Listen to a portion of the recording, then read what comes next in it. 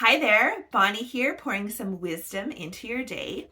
Today's question is a really interesting one, and I think I might have kind of an unconventional answer because I think I'm a little bit different than average, which is funny considering the last video that I just talked about. So today's question I have on my sheet here: how much have things outside my control contributed to things that I have actually taken credit for? And so this would be not recognizing the privilege that you have in your life and thinking that you kind of did it by yourself when really your parents helped you out a lot, or like your friendship circle influenced you, like that kind of thing, or just luck, like being in the right place at the right time. And so for me, I remember when I was in university, my first year of university, I was in a psychology class and we were talking about locus of control, which is an intro to psych concept.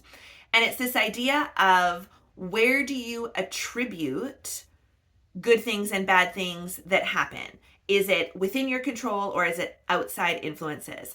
And most people, it's even an error, it's called a fundamental attribution error. So most people, what they'll do is they will attribute positive things that happen to themselves. I did this, I created it, it's because of my skills, it's because I'm smart, etc. And they'll contribute negative things happening to, oh, well, the teacher was having a bad day, or that, the test was way too hard, and they'll give away the control to outside influences. And I remember as I was listening to that in the lecture, I thought, oh, that's not what I do. I do the opposite. I tend to think of negative things that happen, it's my fault because I'm bad. And positive things that happen, I think, oh, well, that must just be luck, or I had help with the team, or I create a narrative outside my control for positive things. And so in class, I was thinking about that. I was like, oh, I'm like the opposite.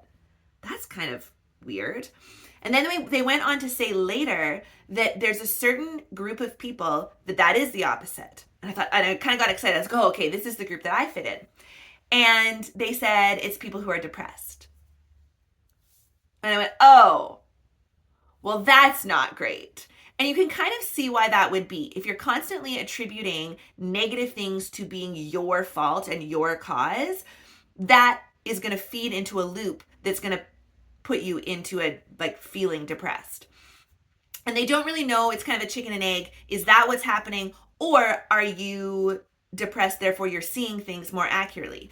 Because it turns out that the positive things for me and the negative things for the outside, that is a healthy protection and it's a delusion.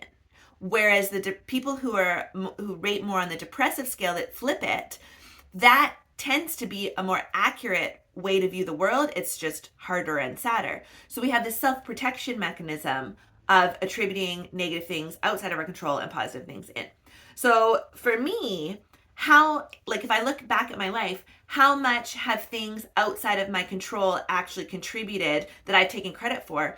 I actually don't think that I have a lot, because I've been more on the depressed side of things, and my narrative has been that I need to take ownership for all the negative things and develop skills and get better, and I haven't taken credit for those positive things. So I kind of need to work on the opposite and recognize, when has it actually been my hard work or my skills or what I've done that have contributed to the positive things. Like, I don't even have an inner narrative that I'm a hard worker.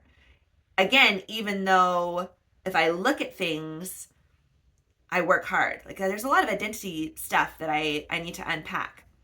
So for me, this question was kind of interesting, and it brought back that experience that I had in university. The good news is I was aware that I had depressive tendencies and told no one about it. It flagged it for me, and it gave me some tools to recognize when depression was coming. So for me, depression is kind of a cyclical thing, and I am getting much better at recognizing when it's happening and not sliding into a really deep depressive state. I can kind of switch my eating habits, change my sleep up a little bit, make sure I'm staying hydrated, all of those, exercise more, all of those things that are shown to really help in depression. So it's neat that I had that experience, because it gave me more awareness of what was going on in my own internal world, which is better, I think. Sometimes I like being unaware of it.